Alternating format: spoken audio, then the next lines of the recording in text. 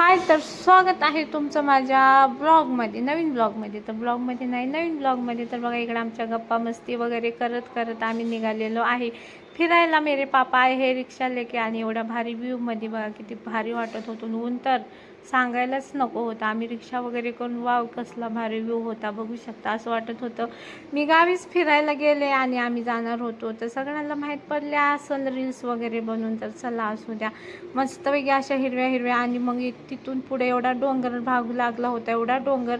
आणि डोंगरामधून तर सांगायला तुम्हाला इथं पावसाळ्याला भारी वाटत असणारी माहिती आहे का. आणि एवढं गरम होत होतं बघा. अवतार कसं झालं, थोडंसं पुढे गेलो आणि असा अवतार झाला. घरातून एवढं फ्रेश निघालो होतो आणि पुढे गेलं की आमचा अवतार असा झाला.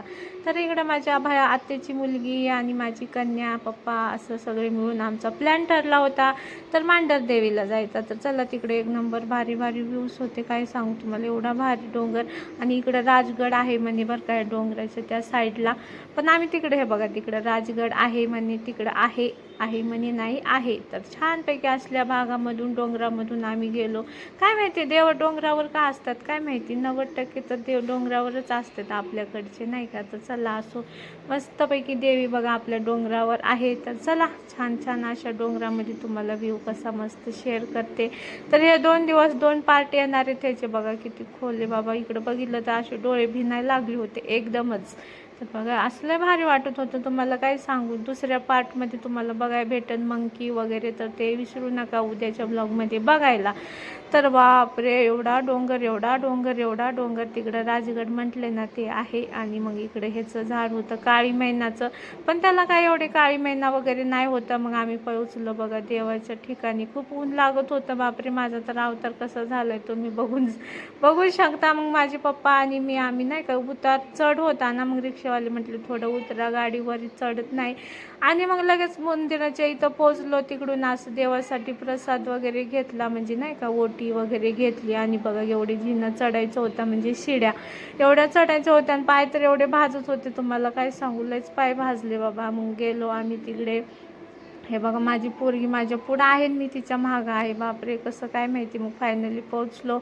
आणि तिकडं काय मोबाईल वगैरे अलाउड नव्हता, तरी पण माझी हिंमत बघू शकता अशी मस्तपैकी. हे बघा अवतार माझा. टिकली तर कुठे गेली होती काय माहिती, अहो माझे गायब झाले होते. मग तिकडे दर्शनाला लाईन थांबलं होतं. झाड वगैरे एकदम छान, लोक बसले होते. गरमीच एवढी होती की लोक नाही का असं छान थंडगार वातावरणात बसले होते. इकडं भारी भारी नाही का साफसफाई पण छान होती. भारी वाटलं मंदिरात जाऊन, हे बघू शकता. तर इकडं पहिलं जाता जाता पप्पांनी बघा बाहेरून दर्शन घेतलं, माझी वडील, मग माझी कन्येनी घेतला. मग आम्ही केली आतमध्ये एंट्री. आणि इथं स्पष्ट लिहिलं फोटो मोबाईल कॅमेरा अलाउड नाही, तरी पण मी इथून तुमच्यासाठी बघा थोडंसं क्लिक केले. तिथून दर्शन घ्या छानपैकी. इकडं बघा अंगरक्षक आहेत इकडं देवी आईचे. तर छान वाटलं होतं नाही का. तर हे बघा इथं बघा किती भारी वाटत होतं हे दोन्ही साईडला. आणि काळूबाई कोण मांढर देवी असं बोलतात. दर्शन मस्तपैकी झालं होतं आतमध्ये, एवढं मोबाईल नव्हता. तर चला उद्याच्या ब्लॉगमध्ये बागीचं बघायला भेटेल तो.